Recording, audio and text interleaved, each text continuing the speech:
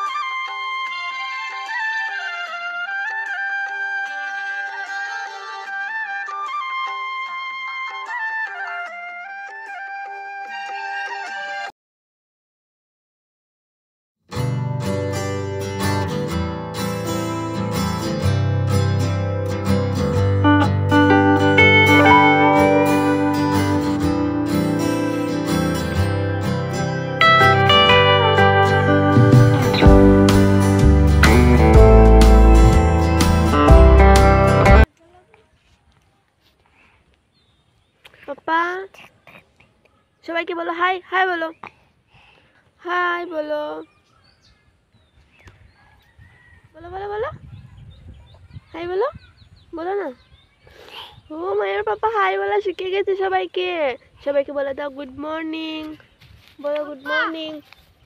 কি করবে তুমি? তো ফ্রেন্ডস দেখো, স্নান টান করে কিছু খেয়ে আসলাম। এদিকে চুলটা বিচার রয়েছে, যেহেতু স্নান করছি তো এখানে একটু সময় বসবো। চুলটা শুকিয়ে গেলে আবার বাড়ি চলে যাবো, একটু শর্টস বানাবো। তো চলো, আবার পরে দেখা হবে। এই যে দেখো আমাদের বনু, ও স্নান টান করেনি এখনো, শুধু হাই বলবে সবাইকে। বলো হাই। কি বলছো? ওদের সাথে কথা বলো। পাপা এদিকে।